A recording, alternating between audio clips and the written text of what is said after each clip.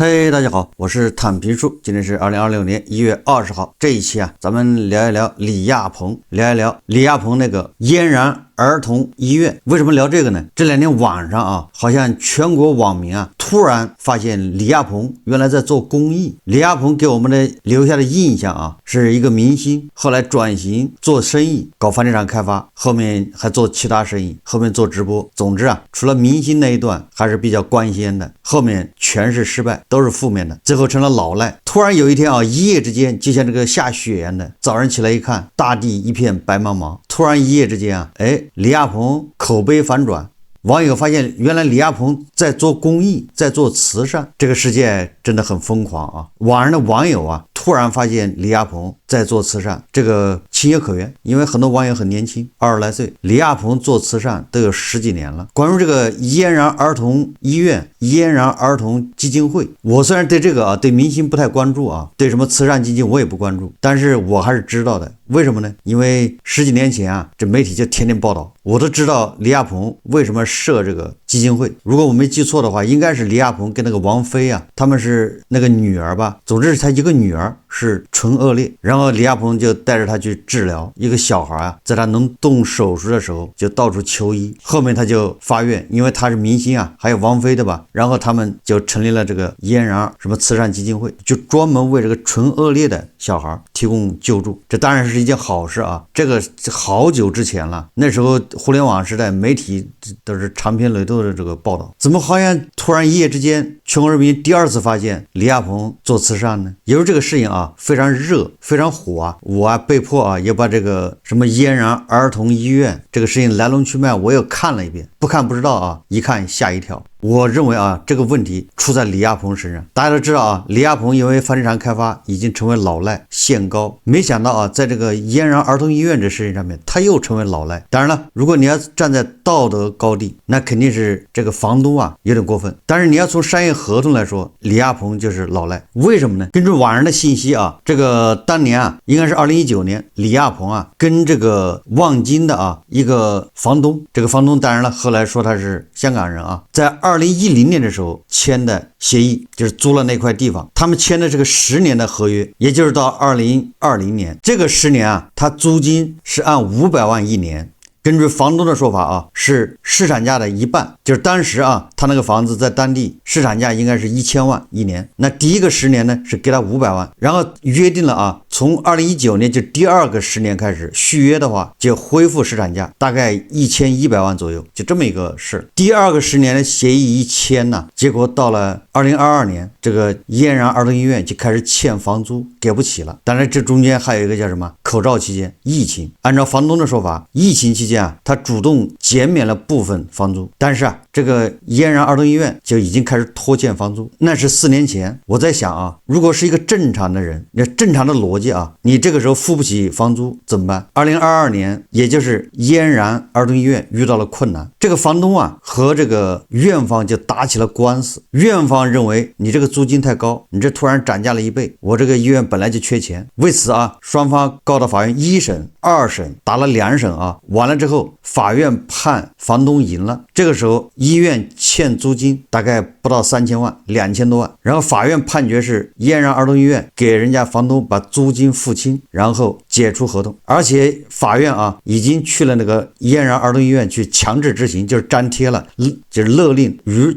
幾月幾號之前必須搬離其騰退。由於啊這個醫院裡面還有21名患兒正在進行治療，所以法院並沒有強制的這個去讓他搬離，只是要求啊把這21個患兒啊治完，然後再撤離，這麼個事情。由於法院去強制執行，所以李亞鵬啊他再出來拍了個視頻，花了30分鐘在那講這個嫣然兒童醫院。這一下很多網友看到了，猛然發現原來李亞鵬是在做公益。當初房東啊願意把這個房子租給嫣然兒童醫院，應該是衝着李亞鵬的面子，因為李亞鵬簽了個人叫連帶責任，就個人擔保。大家知道嗎？如果你是房東，你把這個你的地方租給一個民營醫院，而且這個民營醫院已經付不起房租了，你還寬限，你肯定得看有擔保有徵信啊。所以李亞鵬是簽了個人擔保，所以法院判判李亞鵬要承擔270萬，大概是10%吧，就这麼個數。醫院那邊是個機構，機構是可以破產的，大家懂什麼意思嗎？如果這個嫣然兒童醫院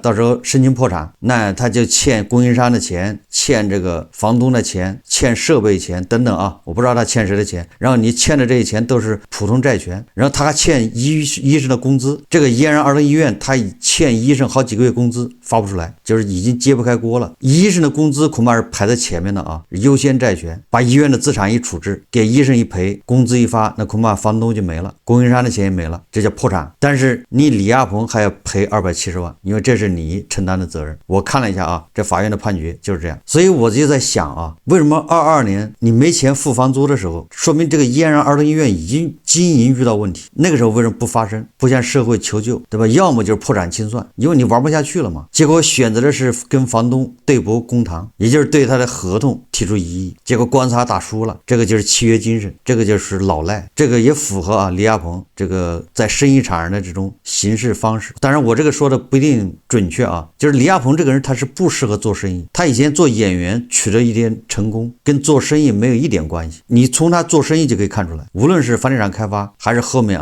現在的這個嫣然兒童醫院，他這個不是按照合同和協議，他是按照他的想法，他那樸素的觀念。我在有一期節目說了這個兒童醫院的這個房東都叫各执一詞。為什麼這麼說呢？2009年我清楚那時候望京雖然還比較可以，但是沒那麼火。那個時候你簽500萬一年呢，也不算太虧，恐怕給這個嫣然兒童醫院呢讓了一點利。這個我以前也租過房子我在北京的那個萬達大望路，那大概是2005年吧。你想北京的大望路那個萬達現在多火它2006年剛建完，我去租的时候，我租了個100多平的房子办公用，那價格極便宜。為什麼呢？是因為我的理由就是你這地方商業還沒起來，四周啥也沒有，我中午吃個飯還跑很遠，下面銀行也沒有，對吧？總之你這個地方剛開發完，我進來是給你暖房子的，所以我跟房東簽了一個非常便宜的，我記得那時候才5000一個月應該100多平辦公室5000多，一共5000一個月。後來到第3年的時候，房東還是第4年，房東就受不了了，必須要漲。但是我給他簽的是1年漲10%，對吧？第2年是5500，第3年是6000，就這麼一個漲法。房東受不了了，他要漲到12000，實際上那個時候周邊就是這個價格了。我一看這，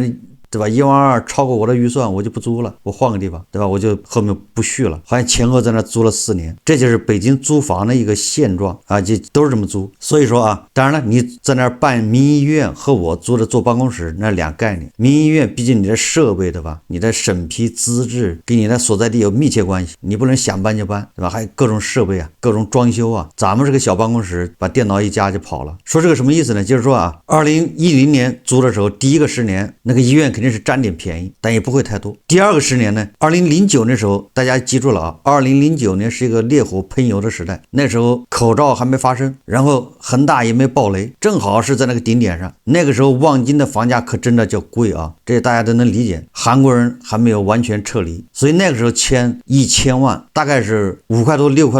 塊1平米，這個價格在2019年在當地也不算貴。這個實話實說也就是說房東給他從500萬漲到1000萬，1100萬吧。醫院說你給我翻倍了，但是房東說這個是咱們以前的協議就這麼寫的，对吧？第二個10年要恢復原價，跟市場價一樣，1100萬。但是那是2019年我們現在回头看，用現在的眼光看，你就貴了。你现在你的房子再租都租不掉。這個大家理解吧？就2021年恒大一爆雷以後，這個在經歷過口罩，這實體經濟非常差，你這大量的門面房都租不出去。就是用2024年、2025年的眼光看，你這個太貴。所以說嫣然醫院叫屈也可以理解。所以我建議雙方協商。雖然法院已經判決了，對吧？作為房東來說呢，你能讓就讓一點，這樣的話他還可以在裡面繼續經營，你好歹這房子不空着。如果是真的把這個嫣然醫院趕走了他那房子恐怕也很難租出去。你空個1年2年3年都有可能租不出去，不如便宜一點的吧，出一個嫣然医院能承受的價格，讓他繼續。當然了，这個房東也說了房東說你只要把3000萬的欠款給了，然後這個地方好像是免費讓嫣然醫院用1年，大概這意思吧。這個或許這個我說的有出入我為什麼絮絮叨叨說這麼多呢？實際上就是我覺得李亞鵬在處理這個事情上面是有很大的問題的，對吧？你是租客，你在2022年嫣然醫院，他這個媒體報道了這個在這個口罩期間嫣然醫院的這個收治的兒童是急劇下降，然後收到的捐款也是急劇下降，導導致醫院呢就是越來越難。也就是前面醫院為什麼還能勉強周轉，到了2020年之後就不行了呢？後面就拖欠房租好幾年，就是因為啊說口罩期間这個患兒減少了。我也不理解啊，你那個既然公益的是免費的，那患兒減少跟你有什麼關係啊？你患兒減少你還更省錢呢？大家想想是不是這個道理啊？然後還有一個理由就是口罩期間收到的這個捐贈減少，醫院運轉不下去了，欠錢。我想作為李亞鵬一個正常的做法，他應該那個時候就要站出來。這個嫣然兒童醫院是我發起的，我的初心是什麼？為了這個中國的唇腭裂的兒童有個好的治療。那現在他運轉不下去了，我只能向社會啊公布，對吧？要解散，你搞不下去了嗎？但是他沒有，他是跟醫院跟法院在拖。大家也知道，這房東好不容易把官司打贏了，法院判定你這醫院給人家3000萬，他還是拒不支付，然後人家房東申請了強制執行，法院去勒令，对吧？限期腾退，到處貼布告。李亞鵬這個時候就跑出來，這個讓我認為啊，多多少少有點老賴的這種跡象。也就是法院如果不貼這個布告，不強制執行，他恐怕還在拖下去。那人家房東沒有成本嗎？你做公益，合着人家房東就得跟着倒霉是嗎？也得被迫要做。現在網上很多啊，李亞鵬的粉絲，好多這人都去攻擊那個房東，那房東也覺得委屈啊。這個事情啊，我剛才說了，就是網友這邊多多少少我可以原諒一點。為什麼？就是有很多年輕的網友他不知道這中間曲折，他不知道李亞鵬以前做公益，這個嫣然基金、嫣然兒童醫院，這個都10幾年了。他們突然對吧發現啊，原來李亞鵬還這樣好做公益。這些人就像那個實際上基本盤差不多吧，就是他們缺乏獨立思考，也缺乏什麼邏輯，日常就是刷短劇，刷什麼霸道總裁愛上我，或者是什麼，反正就是那種要麼就是這個翻車對吧，要麼就是那個反轉。因為大家習慣了這種180度大調轉，因為這樣才刺激啊，符合大家的心理設定。所以李亞鵬的口碑反轉正好趕上了，對吧？这些人很多人啊，前2天還在李亞鵬的直播間裡面罵李亞鵬是個老賴，嘲笑李亞鵬，對吧？又是跟王菲離婚，又是跟什麼哈金喜，是吧？總之啊，都是在嘲笑他是個失敗者。哎，突然一夜之間又在為他感動流眼淚，就是這種人有個特徵啊，就是缺乏自己的判斷和這種理性思維啊，他們和盤啊高度重合，就是有一顆啊熱血，一顆無處安放的心。他這個心呢充滿了躁動，但是又不知道怎麼去对吧處理。所以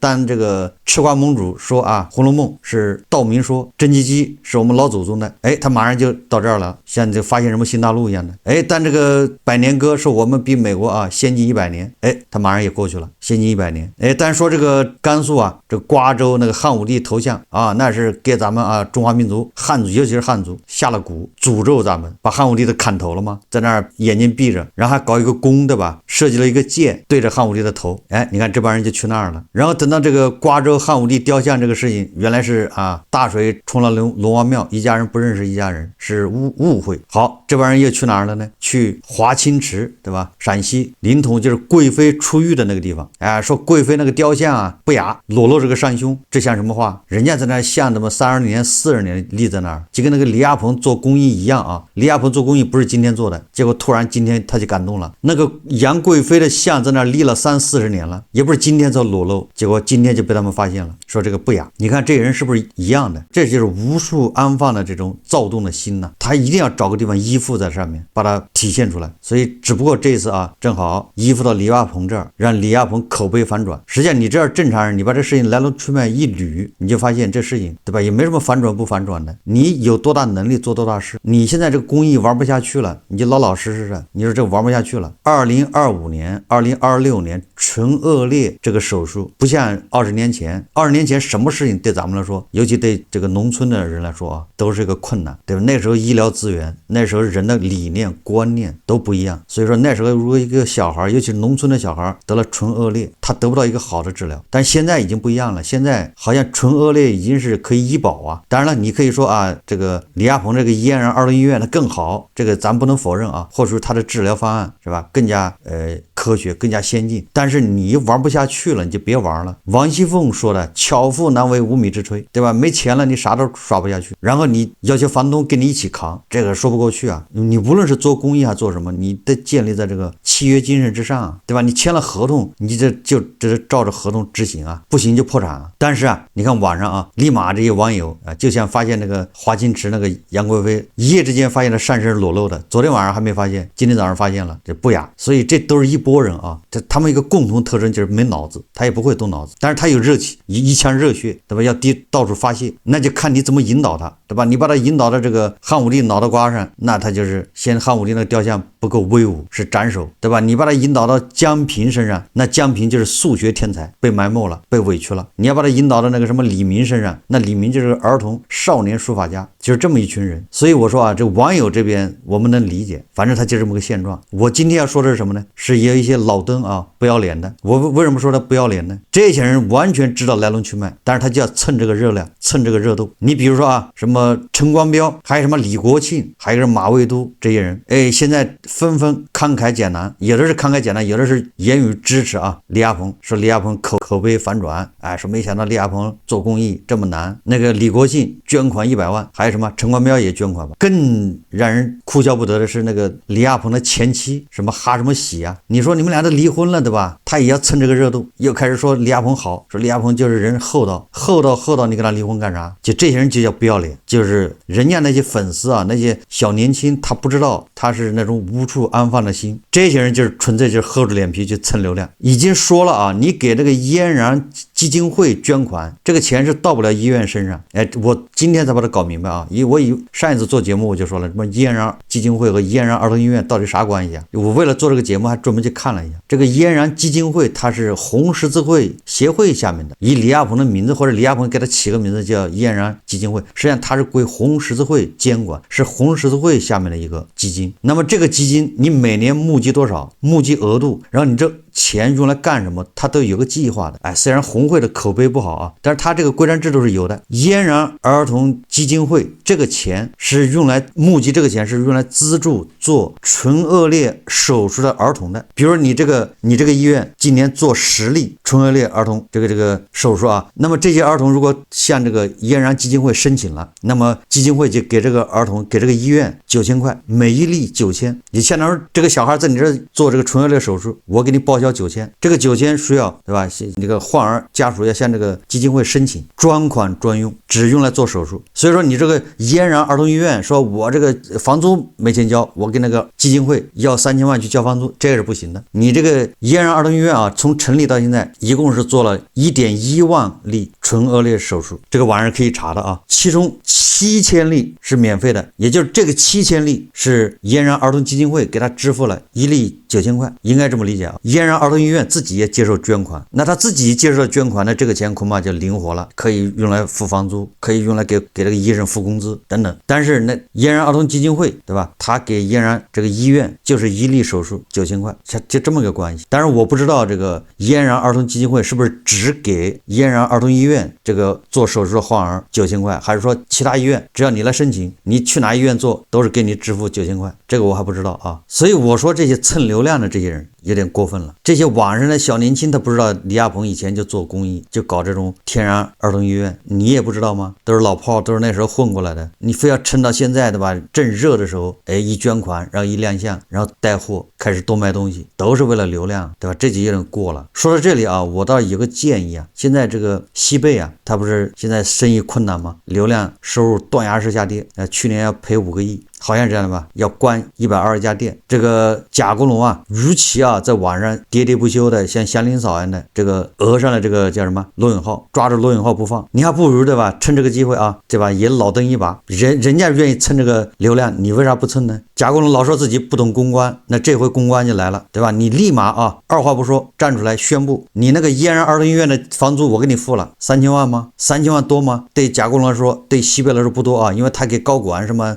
那種培訓呢，那一年花多少錢呢？他給什麼公關公司啊，一年要支付多少錢呢？那個公關費多少啊？所以啊，把這公關費砍掉，2026年沒有公關費，也沒有這個什麼高管的培訓費啊，直接把這錢就捐給嫣然兒童醫院，就給他付房租。你看吧，這樣一下啊，西貝的這個口碑馬上反轉，這才叫是公關嘛，這叫花小錢辦大事。你看人家對吧？那些什麼李國慶啊，什麼馬未都啊，什麼陳光標都現在都上來蹭流量，賈國龍你更應該蹭呢，因為你現在困難了，這個比什麼都管用啊，比你在那一遍又一遍的解釋什麼西蘭花不是2年的啊，我這才不是預制的，這都是羅永浩在那導致的，你說這也都沒用，沒人聽吶，對吧？明天把那個捐款的啊，或者是付房租的那個發票，或者捐款的那個支票往網上一貼，然後賈國龍自己再拍一個对吧视頻，声情并茂，声淚俱下，就是为李亞鵬做的這個善事啊感動，不為別的，就是感動。我賈國龍就是傾家蕩產，我也要為他付這房租，哪怕我把所有的店都關掉，對吧？救一救純惡劣的兒童，比填飽消費者的肚子更重要，對吧？這一下人格就升華了，這一下比你在那唧唧歪歪的在那像祥林嫂一樣的哭訴效果好得多啊，而且像個男人。你看人民日報都說了嗎？人民日報為賈國龍這個事啊，為西貝發了2個評論呢。第一個評論啊是各打50大板，一你企業怎麼樣怎麼樣，二你這個消費者就是那個羅永浩啊，你這個對吧？他是各打50大板。他第二個評論明顯的啊就開始批評西貝了，對吧？因為人民日報他反應過來了，你這個企業你是服務對吧？你是提供消費提供服務的，人家是消費者，說你消費者不能說你那叫什麼服務啊？消費者掏了錢，人家天經地義可以批評。所以人民日報第2篇評論大家可以自己去看啊，就已經說你這個企業不叫什麼不誠實吧，也就是面對消費者的這個質疑，面對消費者的這個批評，你企業要誠懇，要什麼要叫坦然，就這意思，而不是跟消費者什麼對着幹，甚至還教育消費者啊。這個咱們說遠了啊，也就是說我覺得這個時候对吧，你與其讓那些老登去蹭這個流量，你不如賈國龍啊，你也是老登嘛，他自己說他的老而不登，雖然有點老，但是他不登，那現在你就登，你就去蹭這個流量，把3000萬一花，比你把這個3000萬花給那些黑公關對吧，花給那些什麼公關公司，給那高管做那些無效的無用的啊這個培訓也強得多，甚至啊可以起死回生。所有在嫣然兒童醫院做手術的小孩，等他手術做完了對吧，康復了，都可以到西貝餐廳享受一桌的吧，比如說800塊錢的標準的，這個叫慶功宴啊，慶祝康復，這個才叫花小錢辦大事，對吧？這是叫正能量正向的。最後我再說一說啊，我不是說黑這個李亞鵬啊，沒這個意思。我對國內的這個明星做慈善我是不看好的。本來說做慈善是個好事啊，因為在我的這個腦海裡面，慈善它是一個非常重要的叫財富再分配這麼一個手段。既然是財富再分配，我認為在我的觀念裡面，慈善呢就是有錢人你拿錢出來做慈善，而不是說像這些牛馬他工作都沒有，或者是他就3000一個月，你看這個時候讓他號召他你來捐點錢啊，因為這些牛馬他頭腦簡單，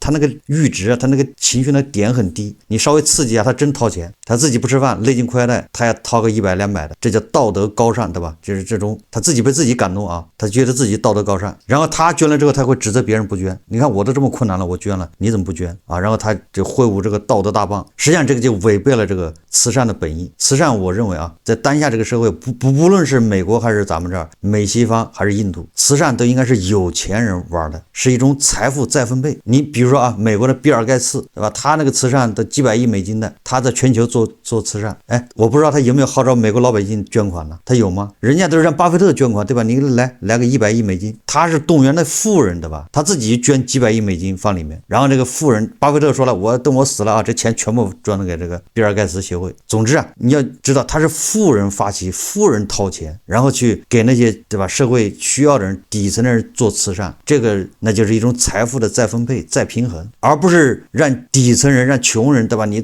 每個人再交點錢，那不成了保險了嗎？社保，那需要你搞慈善幹啥？而我們這兒慈善明星慈善就是這樣的啊，有人1基金，就一個人捐1塊錢，咱們這明星搞慈善都是自己出一點點錢，然後跟社會募集，跟社會誰募集呢？他也不是跟富人募集，富人少，他就是這種剛才說的啊，這些收入低下，但是他道德情操還非常高的人，他感動，他去捐1000捐500的，這個我覺得啊，他跟這個慈善已經背道而馳，那起不到這樣的慈善啊，起不到再分配的作用，這反而給那些啊底層人增加了負擔，他們自己覺得啊自我感動，我捐了1000，實際上1000啥也不管用，然後他道德高尚了，他別人不捐，那他就指責別人，那個房東不降價，他就指責房東，他潛台詞就是我都這麼困難了，我都捐了，你怎麼不捐？道德綁架，對吧？在我理想中啊，咱們這種比如說這個嫣然兒童基金會、嫣然兒童醫院，你李亞鵬你搞不下去了，對吧？你沒錢，你又不是比爾蓋茨，對吧？你又不是馬化騰，你又不是馬雲，你沒錢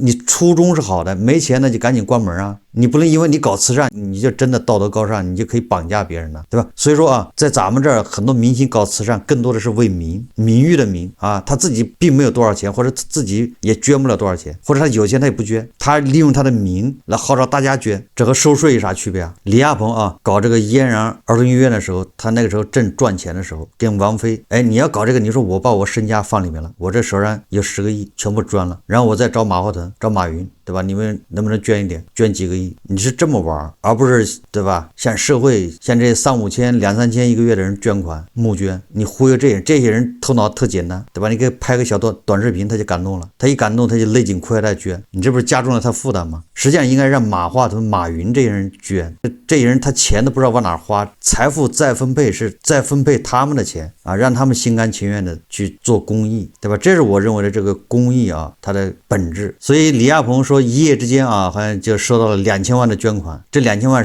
都是多少人捐的，對吧？這些人本身也不富裕，所以我覺得啊，中国的这些明星名人呢，你沒那個實力就別搞這些東西，虛頭巴腦的，想給自己增加光環，熱心公益，實際上搞得一地雞毛。我不是說他不能搞啊，就是你不行的時候立馬終止。好，這是我啊關於這個最近網上鬧得比較凶的這個嫣然兒童醫院啊這個事情，李亞鵬做公益這個事情，我總結一下，就是第一個，公益不是這麼玩的，別把公益玩壞了。而中國的明星名人就喜歡這麼玩，本質上是一種討巧，表面上是利他，實際上是在玩利己。第二個，現在流量確實短，流量非常貴，所以這些老登啊一看到這個立馬上去，表面上是在捐款，實際上是在撈流量，準備帶貨，這又是公益。你看看，這就是咱們把公益玩壞了，就是這意思，它本質就是這個。第三個就是這些網友，總之啊，就像洪水猛獸啊，他不是今天衝擊這個，明天就是衝擊那個，他沒地方去啊。第四個啊，實際上也說明了這個醫院現在的困境，不光是嫣然兒童醫院呢，對吧？咱們在去年做過很多節目，這個醫院日子也不好過啊，所以即便這個嫣然兒童醫院這種公益性質，它也活不下去，反映了當下啊醫院醫療機構的困境。好，這期節目啊，咱們就聊到這裡，感謝大家收看。如果喜歡我的節目，歡迎訂閱、轉發，也可以在下方留言評論，謝謝大家。